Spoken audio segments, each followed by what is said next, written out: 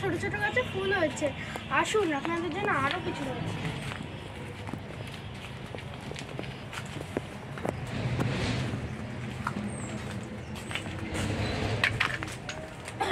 সাইডে একটা পুকুর রয়েছে, এই যে অ্যালোভেরা গাছ। এইটা কি গাছ? এটা কোনো গাছ?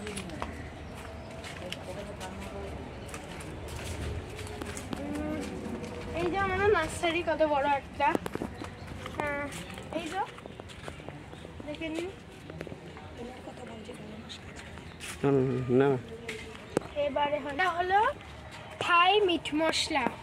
রান্নার কাজে খুবই এটাকে মেশিনে দিয়ে গুঁড়ো করে ভালোভাবে শুকিয়ে টুকিয়ে করা হয় রান্নার জন্য।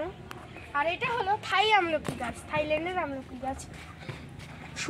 ছোট থাকতেই আমলকি হয় এটার মধ্যে। তারপরে এটা হলো থাই মিসাইল জামরুল। এটাতে খুব সুন্দর পিঙ্ক পিঙ্ক জামরুলও হয়।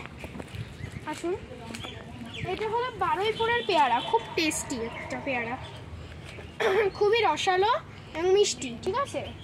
আর এটা হলো থাই আমড়া, মানে থাইল্যান্ডের আমড়া, খুব সুস্বাদু। আর দেখুন এখানে কত সুন্দর একটা গাছে, এদিকে না, এই যে কত সুন্দর একটা ছোট আমড়া, খুবই অসাধারণ লাগছে। অবিশ্বাস্যকর একটা ছোট গাছে অসাধারণ একটা আমড়া হয়েছে। আসুন, এইটা হলো কলকাতার পাতিলেবু গাছ, রসালো খুবই। এই যে থাইল্যান্ডের লিচু গাছ, এটা এই যে থাইল্যান্ডের লিচু গাছ, থাই লিচু, ঠিক আছে। খুব রসালো হয়, খুব টেস্টি হয়, ঠিক আছে। এটা থাইল্যান্ডের ডালিম গাছ, ঠিক আছে। দেখুন কত ছোট থাকতেই এখানে একটা কড়ি বার হয়ে গেছে। এটাও খুব অবিশ্বাস্যকর, কারণ কড়িতে মিনিমাম অনেক বছর সময় লাগে। আর এই দেখুন, এইটা হলো থাই গোল্ডেন 8 পেয়ারা, থাই গোল্ডেন 8 পেয়ারা। এটাও খুব টেস্টি, এটা লাল পেয়ারা হয়, পুরো গোল্ডেন। এটা হচ্ছে, এই যে দেখা, এটা হচ্ছে থাই পিঙ্ক কাঁঠাল পেয়ারা, কাঁঠাল। ওটা মানে ভিতরে সব কিছু হলো গোলাপি, ঠিক আছে। এটা হলো থাই আমলকি, লাল হবে এটা পুরো।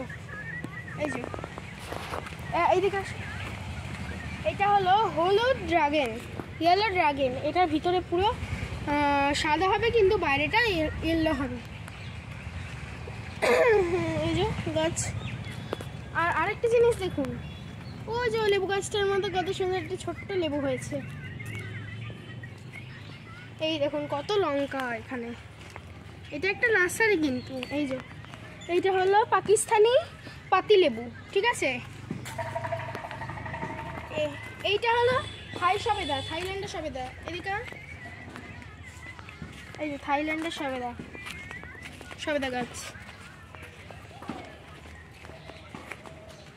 এবার হলো এটা হলো থাই আতা, থাই জামরুল।